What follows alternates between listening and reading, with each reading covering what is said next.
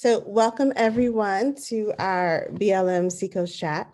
My name is Tanisha Johnson and I am the co-founder and board chair of BLM Seacoast.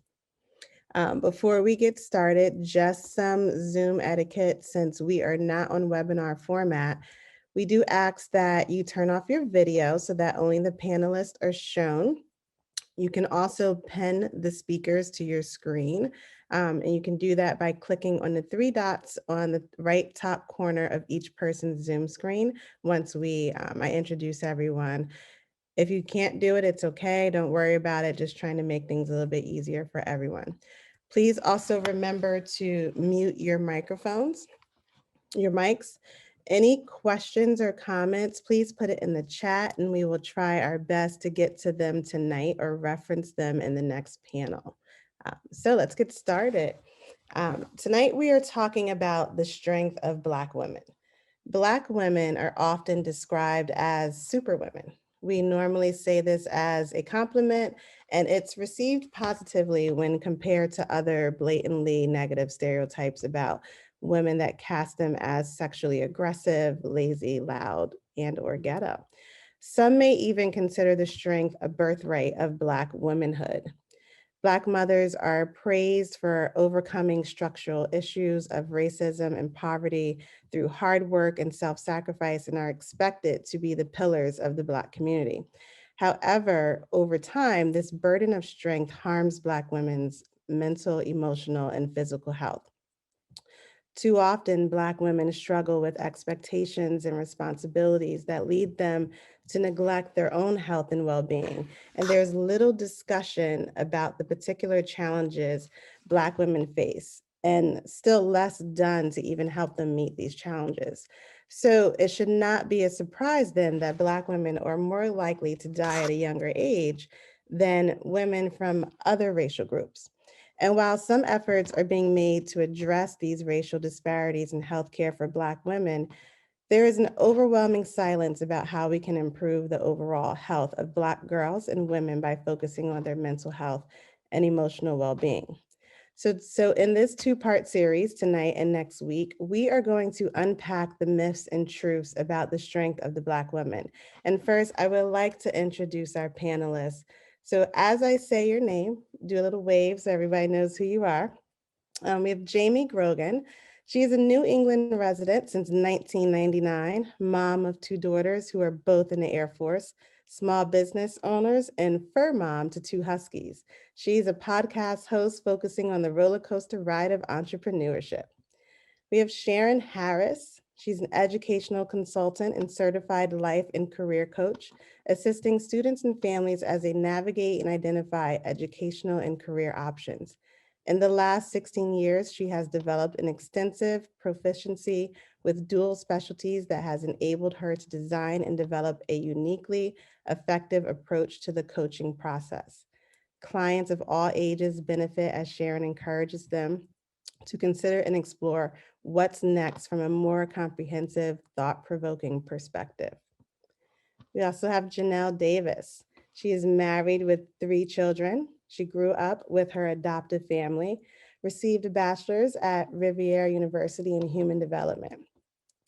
She then became a licensed childcare director at the local Boys and Girls Club in Nashua and recently started her own clothing business, Fight Village Clothing Company, in February 2020.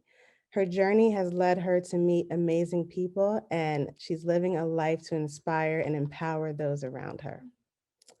We also have Latanya Wallace. She is manages a branch at Bangor Savings Bank and is founder of Perseverance 207, an organization dedicated to empowering and uplifting women in transition. When she isn't working at her full-time job, parenting her children single-handedly, or immersing herself in civic activities, she is building bridges and lighting the way along a nuanced path that will bring people together. With limitless ideas and passion, Latanya is an energetic self-starter with a love for helping develop people to see their potential and has a particular passion for empowering young people. We also have Kira Morehouse. She is a longtime volunteer and experienced marketing professional, racial justice mission group work, as a delegate with the New Hampshire Conference of the United Church of Christ Inclusion work through her marketing role at Enterprise Bank, and supporting others' opportunities for sharing ideas through the art of storytelling. As a TEDx, I'm not even going to pronounce that, TEDx um, something communications team members are among the many ways in which she is involved with our community networks. She's also helping to support our presence and visibility as BIPOC identifying people. And that remains among her goals and motivation as we explore ways that we can better support Black women. So also here, that will be here later tonight and next week, it's Stacy Woodley. She is an engineer and civil servant for the Portsmouth Naval Shipyard and also the owner of Fatel Fitness. So we will introduce her when she comes on as well. So welcome, ladies. Let's get started in this chat. So to start this off, I'm going to ask all of you, what is the strong Black woman and what does that mean and to you? So I'll start with Sharon.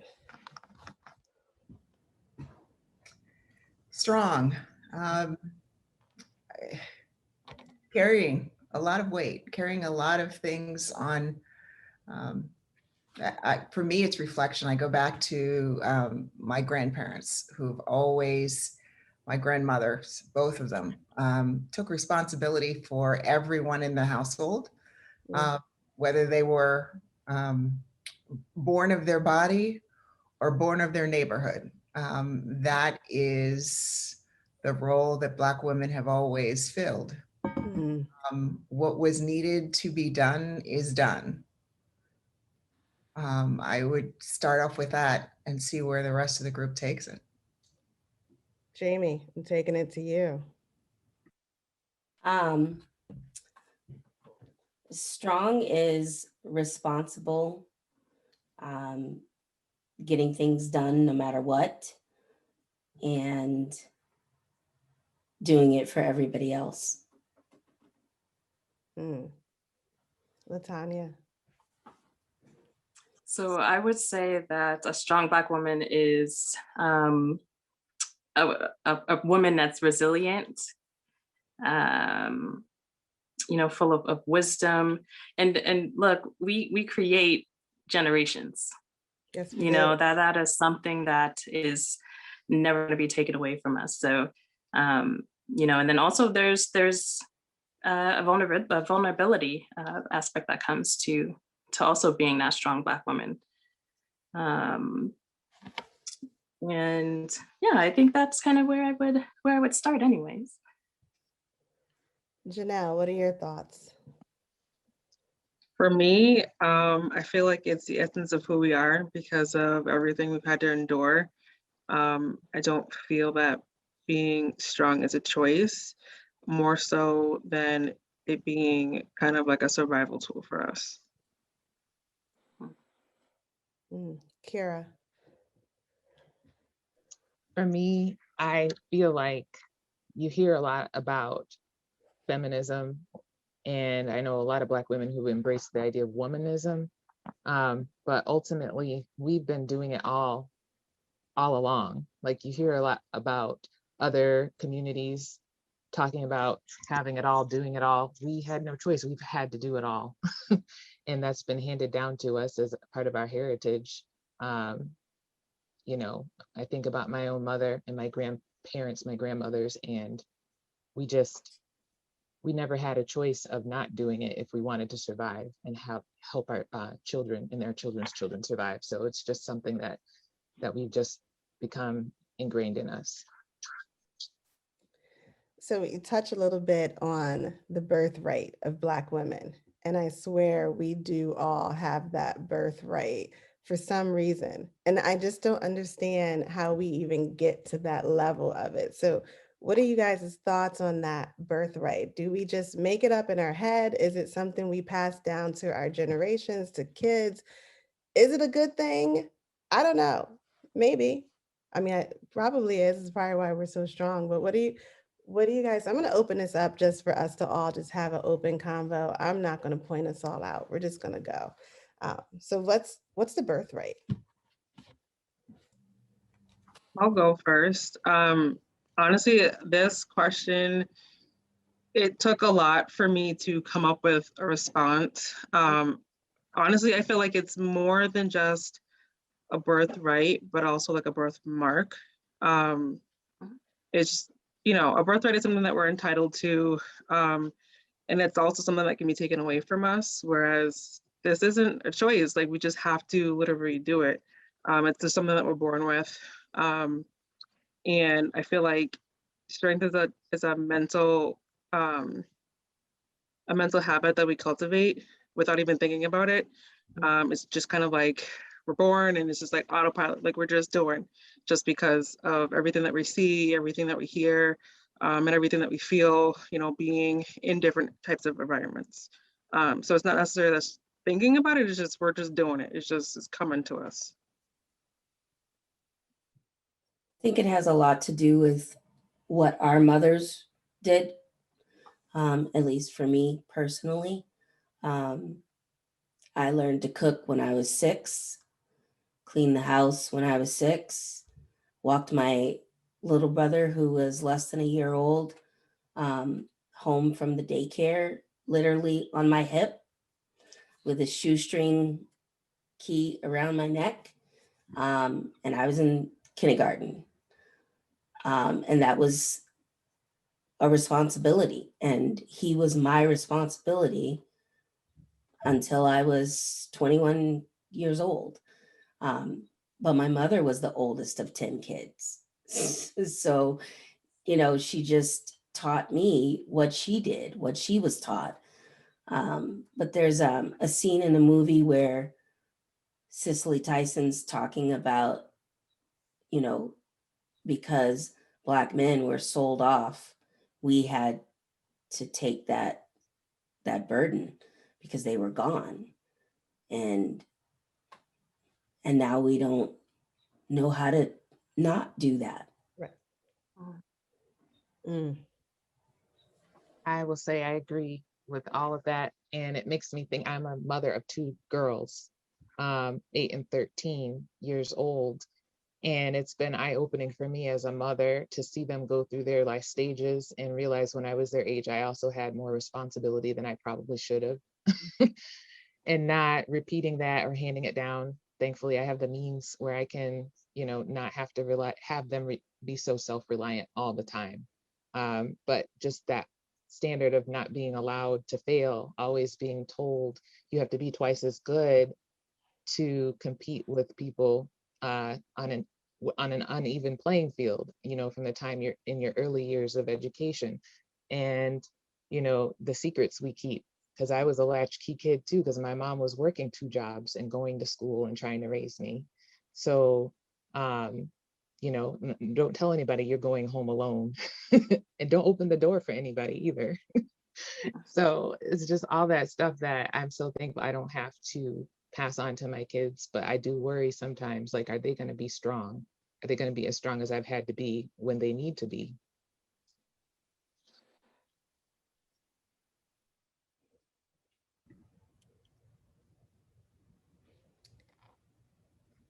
Well, I would have to chime in with you. So Jamie, I'm right along. I was the one, I think I was 7 or 8. And that's when accidentally spilled a pot of boiling water because I'd been the one cooking. I had 2 older brothers. I had 2 younger siblings, but you did the cooking in the house. My mother was a school teacher. She was a town council. She did numerous things. She had 4 jobs, but you did what you needed to get the house taken care of. We took in relatives, and whoever showed up at the table was fed. That was just what we learned growing up. And people talk about the weight, the burden. That was something that we learned young, that wasn't what it was. It was family you were expected to do. But at the same time, as you look back and you reflect, how much time do we stop and pause to take care of ourselves? And I have two daughters as well. They're now 28 and 26. And the irony of this is just 2 days ago, my 28-year-old daughter said to me, "Mom, I'm tired of being a mammy." Mm, Mm. mm, She literally, she went away to a boarding school, and she was actually received the award, the rector's award at her school. She was the one who, if somebody was sick on campus, we in my household, we always, when you take care of somebody, what do? First thing you do is feed them. And somebody was sick on campus or whatever, she knew how to get into, she knew where the key was to get into the kitchen. And she'd go get all the ingredients and make somebody a bowl of, of chicken noodle soup, or do whatever she needed to. But she's at 28 now, burnt out, and saying, you know, this cannot continue. yeah. This expectation can't continue to be there. So And I think it's hard, when you have those children, because I know me personally, growing up, it was, I was the oldest, and I had a lot of the same responsibilities as each of you, but when it comes to the next generation and then building for my kids, one of the things that I said to myself was that I had to grow up very quickly, being and holding that much responsibility. And one thing I took away from that was that I'm just going to allow my kids to be kids, to really just enjoy what they can from life, as they move through it, and just be there along for the ride. So I think there was a lot of beautiful things said here. I will say I was the opposite, or in comparison, I was the only child. And my parents were from the South, and they were older from the South. And both of my parents were my mom was one of 10 and my dad was one of 12. And so they raised me with that deep South mentality, that strictness too, but also you're going to be better and you're going to do better. And so they had me on this pedestal because I had to go to the best schools. I had to have the best grades. I had to be in dance class and acting class and the honor society, all of these things that was put on me because I couldn't do or deal with what they had to go through. And so I find myself as an only child, and I also had to do the chores. I had to walk home from school myself. And heaven forbid if I even got in somebody's car and took a ride home, that would be the end of it, right? But I find myself doing that with my daughter as well. She's 14 and her brother is 8. And I'm like, help your brother, do this, cook some dinner, and we keep going with that. But then I'm like, better grades. You need to get, you got to do better. You are in a state where you are one of, you have to get up there. And it's like, we talk about this perception and we are just fostering this perception. And I'd like to kind of talk about the perception of the Black women, the good, the bad, the positives, negatives, the ugly. Black women have this perception about them. Some of it we even just keep pushing on, or we change ourselves because of it. But let's talk about that perception. What is it? Or what do you feel it is? Well, I think in your opening, you spoke a lot to, some of the characteristics that come up, right? Like, Black women are perceived as angry or, strict, loud. These are things that kind of come to mind. But, when I think about this perception, like a lot of what comes to mind is the fact that we are every day fighting to break the stereotypes that media creates, around who it is that we are. And I find myself having to fight through that in my profession, as well as personally. I do definitely refuse to allow the media to kind of put me in a place and just be who I am. But, you know, and I think, you know, perception, you know, it can, personally, like I'm an educator and I don't necessarily, I'm not signed up for that. You know, that's not the degree that I ultimately went for.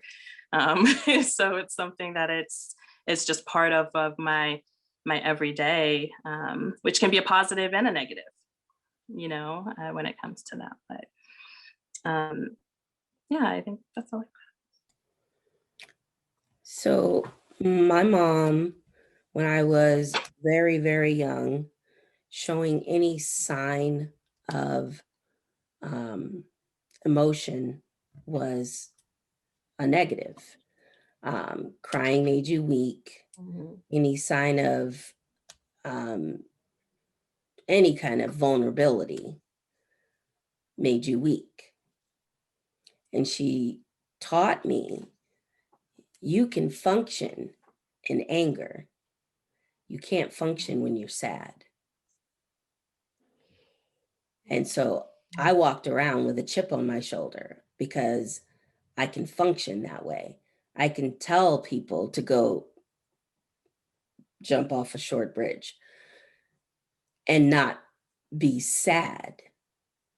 But what that did was it put everybody else on edge because you're walking around with this, you know, hardcore personality. And I still struggle with it. Well, I think that some of that comes from the perception that, do you want to get it out there before it comes at you? You know, in many cases, society projects this on us and they expect that this angry, this loud, this boisterous, this controlling persona is going to be who we are when they see us. And in that moment, do you want to just show it just to get it past so you can just move on? And in some cases, sometimes you just want to let loose just so that you can say, okay, I'm through with that. Now will you just deal with the person in front of you?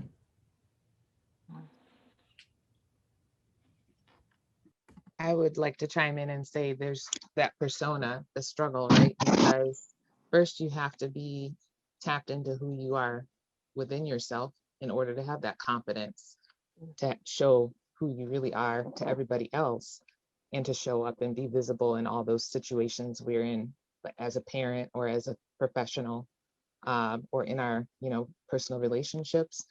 And I feel like a lot of us might start out, and I know I can only speak for myself, like I was an only child too, but I feel like I had a lot of responsibility to raise myself in some regard because I had a single parent, a single mom who was doing her very best to take care of me, but she had to provide and work so much.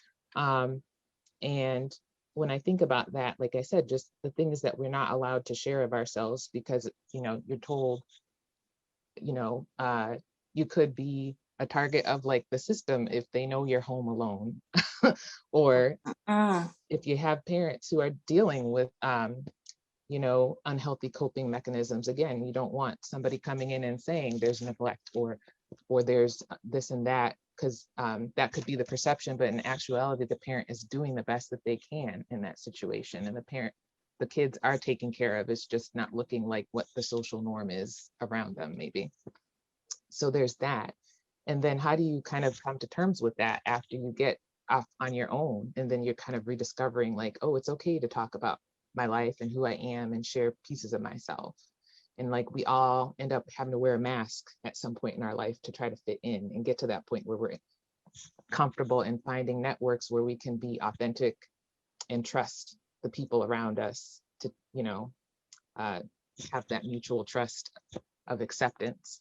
So it's a lot, it's like a journey that we keep having to go through.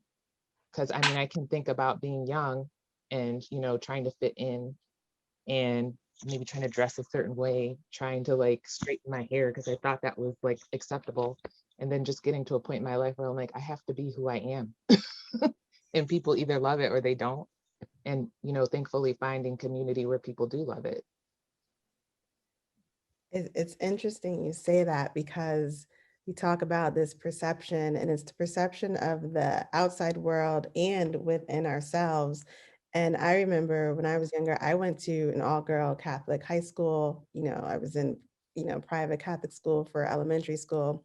And I would act a different way because I was, one of maybe 5 or 6 of us, in the school.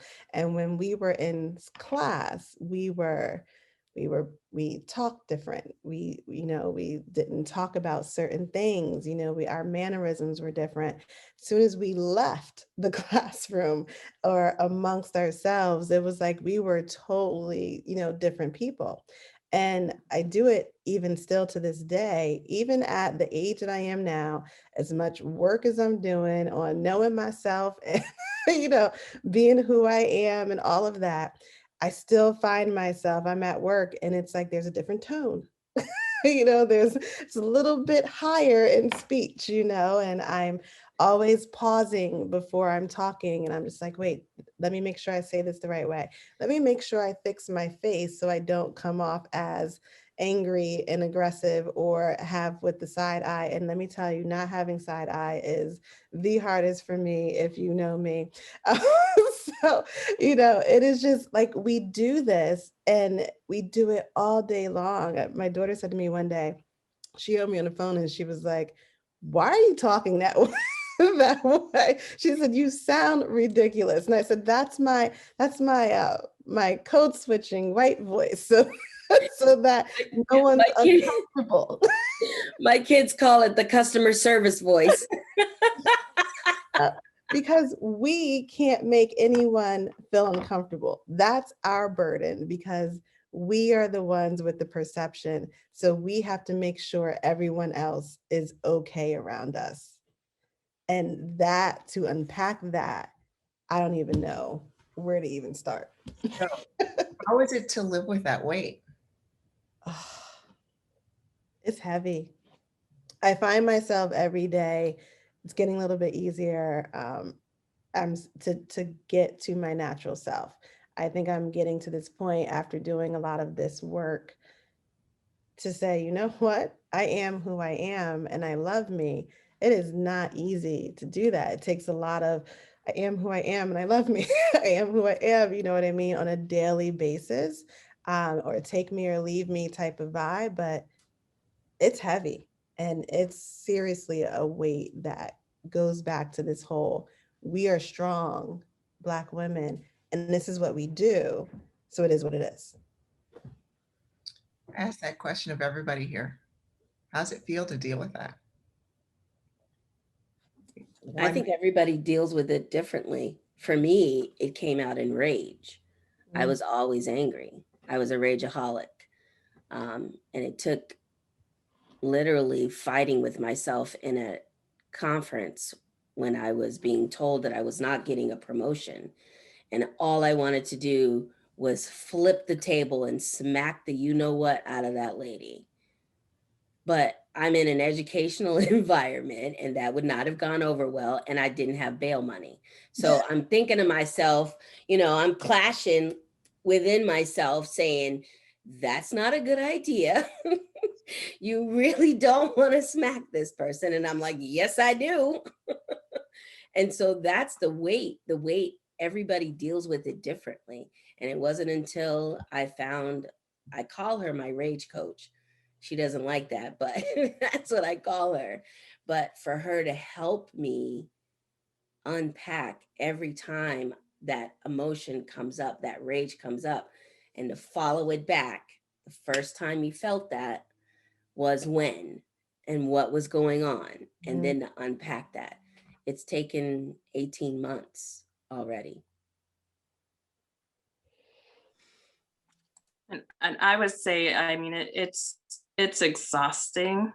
I mean, it truly it is, and you're constantly fighting yourself, constantly fighting, and in the position that I carry, living in New Hampshire, there, being in a bank and kind of being in a manager status. You know, for some folks, they don't necessarily even have never even really dealt with a person of color. You know, so I have to just be careful, you know, what I said, because someone mentioned it earlier. You don't want to instill fear. You don't want the individual that's on the other end to feel like you're gonna act out all crazy like they see in movies. You know, you want to, you know, it's a constant battle, I know, for me to fight and to show them that I'm simply human. You know, that my color, my skin may be a little bit different, but look, I bleed just the same way that you do. At the end of the day, it's exhausting, you know, and I think the way that I deal with it is I create things, you know, I like art. And so that's kind of the way that I deal with it at the end of the day. And I get a lot of sleep. Sleep is important. I work at a bank too. I'm in the, you know, corporate office of the marketing team. I'm not out there customer facing, but they do put me out there a lot. But I don't work in a New Hampshire bank. I will not, you know, let's be real. This is a place where, like you said, a lot of people see us and they don't know how to take us because they don't have any frame of reference. And I work at a bank that's based in a very diverse community, fortunately, in Lowell, Massachusetts. I don't know that I would have the same experience. I mean, I've worked at other companies outside of banking and marketing firms in New Hampshire, and I've always been the only Black person in each of those instances. And it's like you work with people who are more comfortable with that idea of, I'm colorblind, I don't see color. And they probably feel good that they've got a Black person working there because it makes them feel good, but you're not there to represent who you are. You're there to, you know, do your job and make sure you're representing the company in the way that the top down wants you to. Whereas at least where I'm at now, people do appreciate and want to hear my perspective and understand. But you also have to have a fine line between not wanting to feel like tokenized or wanting to feel like, you know, I have to be clear, I don't speak for all Black people. Because like Tanisha, you know, I'm one whose family has roots down south too. I'm like 7th generation American living here, and people see me and they're like, oh, do you speak Spanish? Like, are you from the Caribbean? Are you Dominican? I'm like, no. And it's like, you have to educate people a lot more here, has been my experience, at least. That's what's exhausting. Yes. That's what's exhausting. Having to answer the same questions. No, you can't touch my hair. Yeah. Tanisha, you know I'm going there. Listen, so it took me a long time to, I mean, we could talk about hair all night, to be honest with you, right?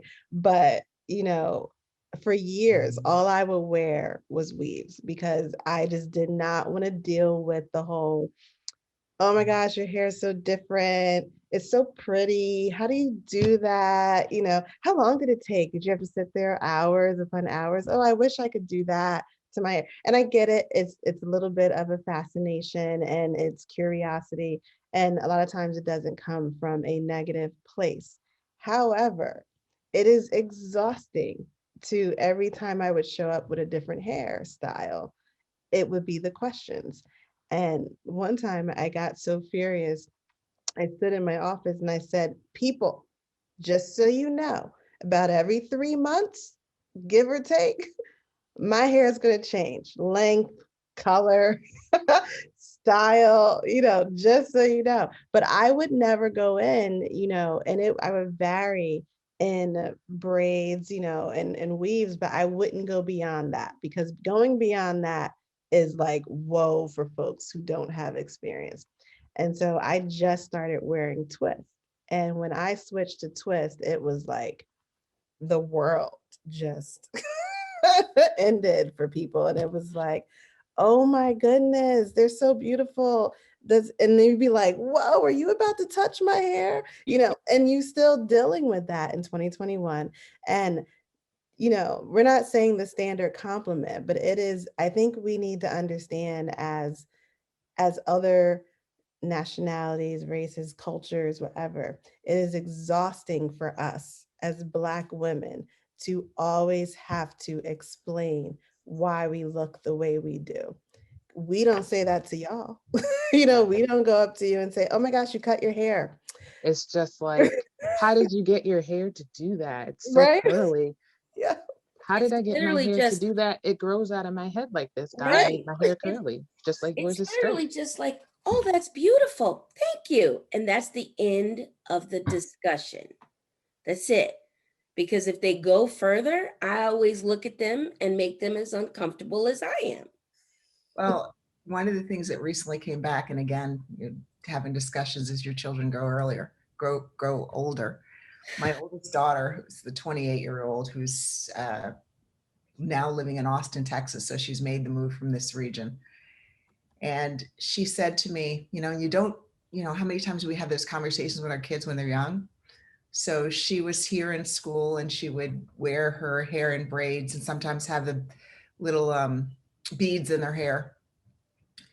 And she literally said to me, she goes, Mom, do you know why I stopped wearing beads in my hair? And she said, I'd go to school every day and my 7th grade teacher would come in and she'd come shake my hair every day. Mm. Not okay. Yeah, I mean, That I is have not okay. How does a similar. 7th grader know not to tell, it's her teacher. What does she say? I had that experience with my kids in preschool. They're multiracial, and I would do my older daughter's hair, take time to do it, and then she'd come home with a different hairstyle. That's not okay. Like, having the conversation about, you really don't need to be touching my daughter's hair. Oh, but it looked like the ponytail was too tight. I'm like, it was fine. That's how we live. They just wanted to touch it. They just wanted to play in it. I can't. Yeah, my kids, Yeah. I have 2 daughters as well, 27 and 25, and they're biracial. And I got to a point where I told them, whatever you feel like saying back to them, because as far as I'm concerned, once you come at me out of pocket, all bets are off. I'm sorry. And my oldest daughter she's like quick-witted. So she and they'd be like, wait, what? But she used to say all the time at school that people used to ask her, what are you? What Mm. are you? What are you? Mm-hmm. And she used to say, I'm the thing that lives under your bed. I can't. I can't. But I mean, let's talk about what's happening with our daughters. We talked about, the stereotypes, the perceptions, the birthright, passing it down to our children. I mean, we think about 2021 and the world that it is right now. I feel like it's a little bit of a different stereotype, still the same old, but some added, variety, some added flavor into that stereotype. And I don't know, what are you ladies feeling about that?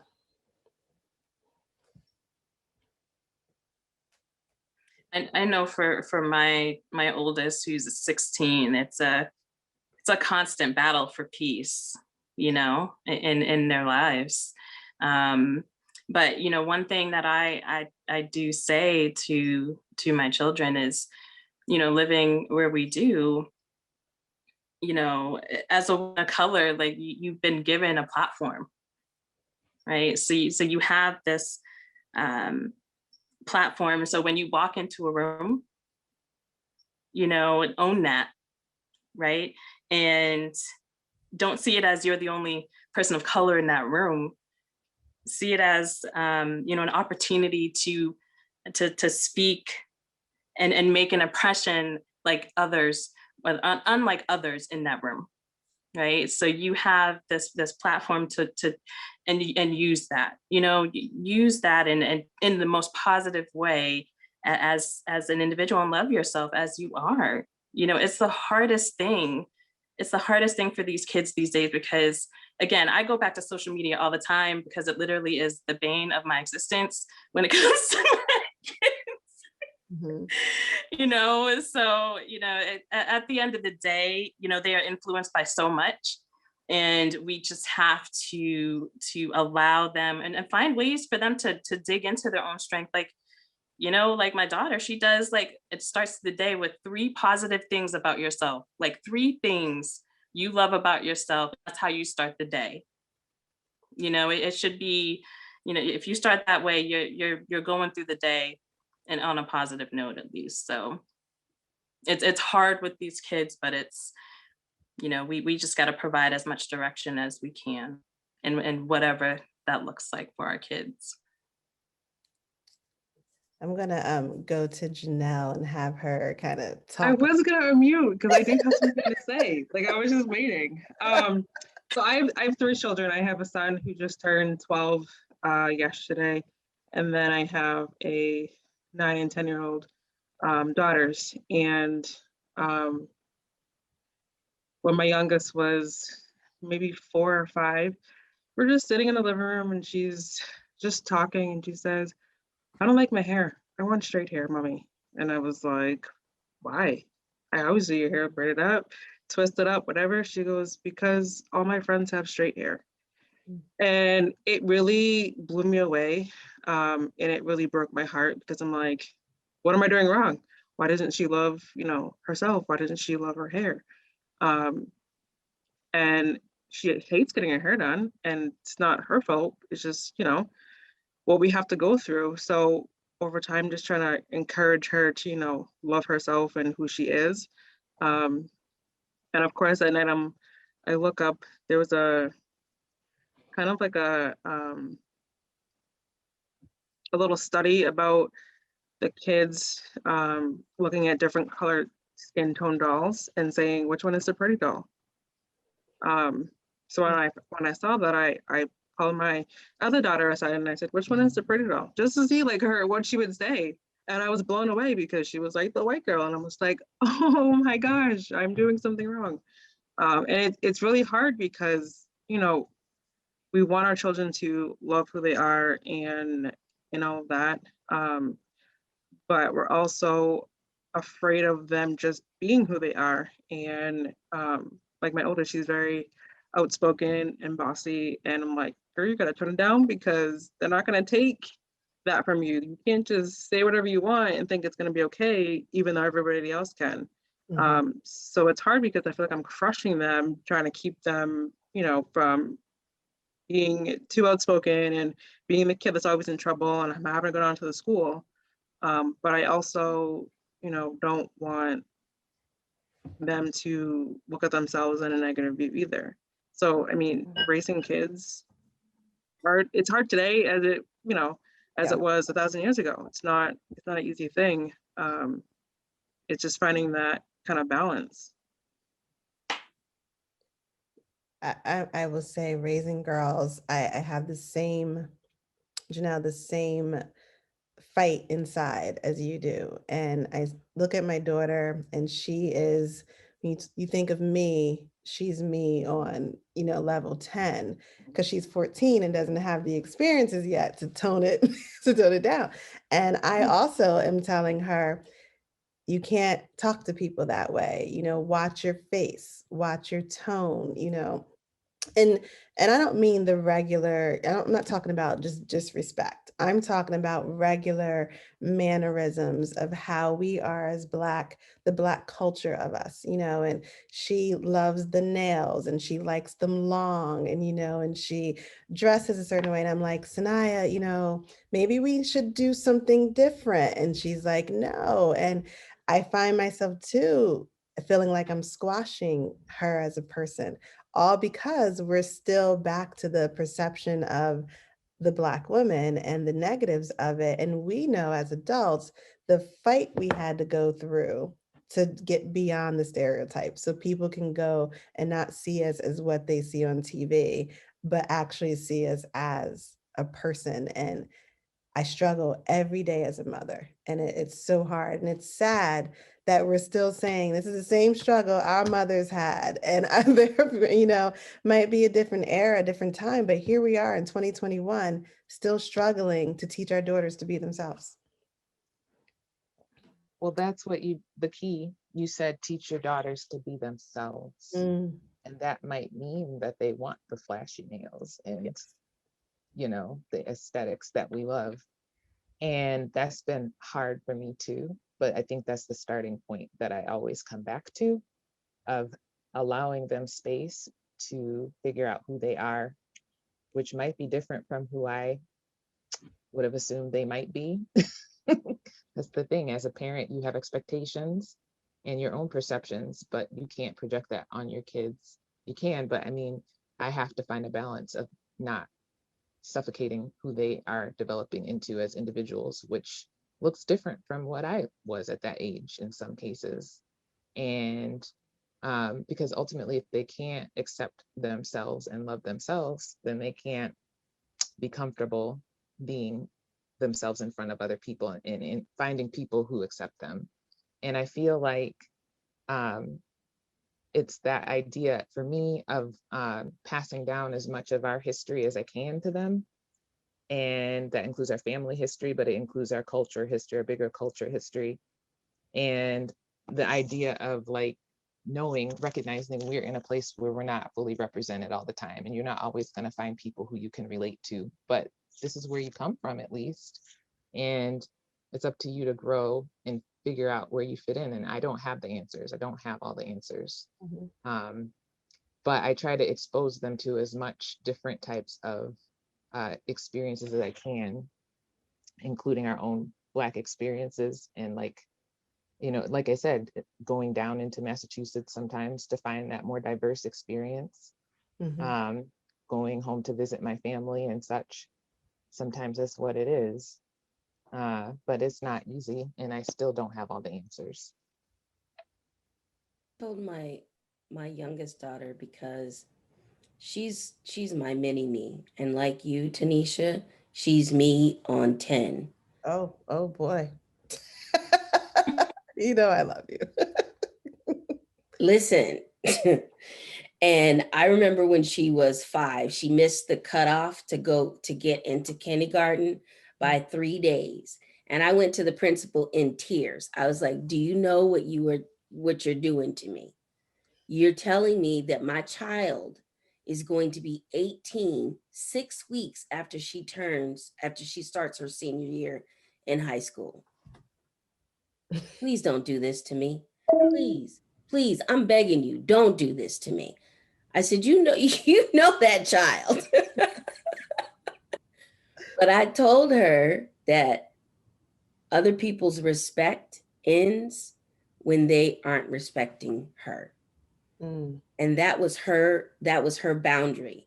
And I told her, I will back you 100% if they are disrespecting you. And that was how we navigated high school, because it was rough. And she went to Oyster River High School, and it was hard. I mean hard. Bullying, just awful words written on her locker. Just it was rough. But when she started fighting back, that's when things got better. Well, sometimes no matter how much you try to fit in and earn that respect, those people aren't going to respect you. That's part of the conversation too. That's why I'm like, you can't try to fit yourself into someone else's perception of who they think you should be. And Right. that boundary, that's the other piece. I had to learn quickly after those experiences in preschool of people touching hair that shouldn't have been touching hair. Like, what are the boundaries that my kids need to learn in these situations so that they are prepared to reinforce and affirm that they have boundaries. Right. And they have sometimes that looks everything. like them being rude to an adult, and that's okay because the adult overstepped and they need to know. That's Right. And that's the thing, I wasn't always raised to have that either because of, the Elders. fear. yeah, and just trying to fit in. And the thing is, like you said, my kids know they have that safety net that maybe I didn't always have, because we're always going to be there if they need us. Yeah. We have to be our own advocate for our kids. And sometimes that looks like us having to have those conversations with those school administrators and such, so they know who we are.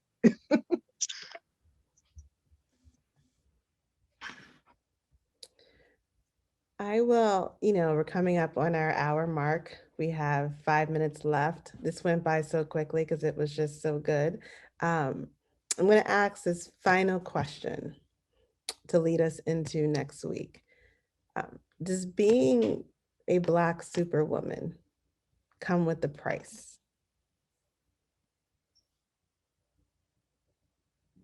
I would say absolutely.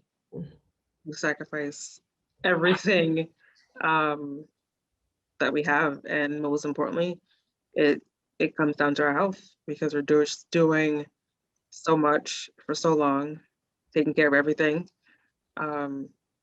Yeah. I'm experiencing that myself right now, so it's an eye opener, but it's hard to say I can't enough. And I think we spend so much time with that. I read somewhere it was called like a psychological armor. Mm. So we put this on every single day that we go out. We're protected the minute that we leave our door. We just have, what we need to kind of fight off the outside world. And then, at the end of the day, we're forgetting about what's underneath that armor, and really taking care of who we are, and really breathing life and love into ourselves, and I think, wearing that cape, that protective armor, it's a heavy burden, and it is exhausting. You can, that there's loss that comes from that too, and it starts with us just kind of, at the end of the day, wearing that cape, but still remembering to love who we are. Screw that cape. Inside and out. And screw that cape.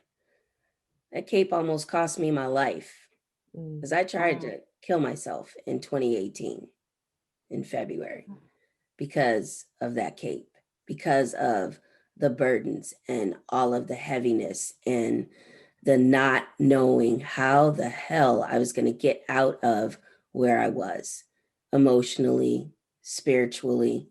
I was just lost. And to a point where I was like, I just don't want to do this anymore. I don't want to do this anymore. And I think that's another reason why we are the #1 group of people that die from heart disease is Black women. And at the point where I was like, sitting in my car with it running and the garage door down, I was ready. And it was harder to choose to live than it was to choose to die. So screw that cape. I don't want it. I don't want my kids to have it. I don't want any of you to have it, because we don't need the cape. It's society that puts that cape on us, but we choose to put it on, right? And I want to use another word than screw, but I promised Tanisha I was going to keep it PG. So screw that cape.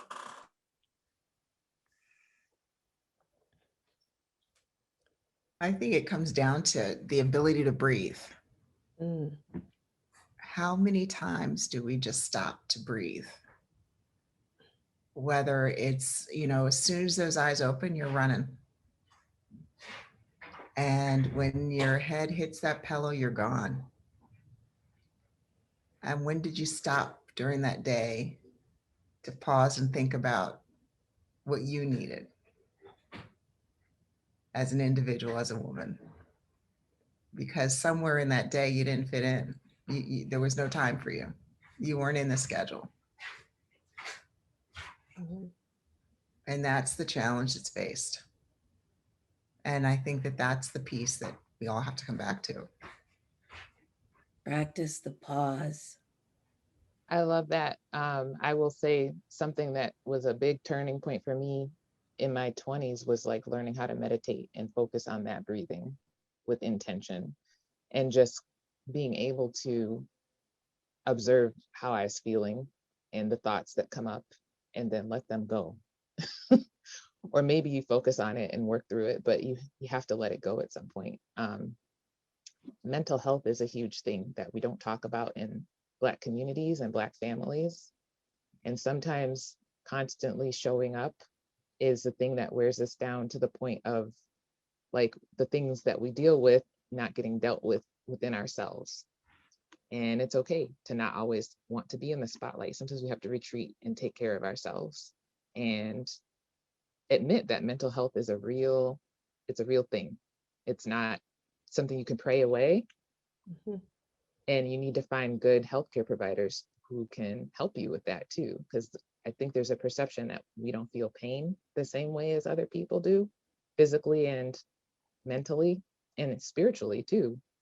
I mean, I'm active in churches where sometimes that's all an issue, where people don't recognize like there's all these different layers we need to deal with in order to be healthy. I think that, And- oh, sorry, go ahead, Latanya. Oh, and I was just gonna say, I love that we're here today because, you know, at the this is a circle, right? So when we're all kind of going through those situations that maybe others won't understand, you know, we can lean on each other to really just to move forward, you know, and to you know, just to be positive about the things that might be a struggle, or people that are going to understand. So, you know, just know that you guys and the folks out there, you know, we have each other. And it's this conversation was just beautiful to allow us to acknowledge each other, you know, and to celebrate each other, you know, during this month and beyond. So I Absolutely. know I speak so much. You know, and with that, you know, we talked a lot about the negatives or the things that weigh us down, but I want folks to know being a strong Black woman is still a great thing. You know, being a strong Black woman is how we are here today, how we all met each other, how we are surviving and living through the craziness of this world, the racist acts. You know, this is how we support each other, how we support our children. So although we have no choice in being strong, it is what has made us where we are today. And I love it. And I love y'all. And I appreciate you all. I'm going to ask that everyone come back next Tuesday at 7 p.m. We are going to talk about how we establish healthy boundaries. We touched on some of it tonight, but we are going to expand on that. We are going to talk about what can other races do to be a co-conspirator, and how you can journey around Black people. And we're going to talk about how we're teaching our children to live in this world next week. So please come back. This has been recorded, so we will post it. I think we have a BLM YouTube page. Cliff can correct me if I'm wrong, but that will be there. If you are not familiar with BLM Seacoast as our organization, we are a 501c3 organization. We have our website, blmseacoast.com. Go on there. There is a donate button. Click that button, donate a couple dollars, because that is how our organization thrives. We are based on donations only, and we are all volunteers who do this work. So we appreciate your support, and we appreciate you being here tonight. And I'm so glad I shared this space with you ladies. Thank you so much, Tanisha. You are Thank you. Thank you. Bye, Yes, everybody. thank you. See you next week. Yep. Bye. Bye. Bye. Bye.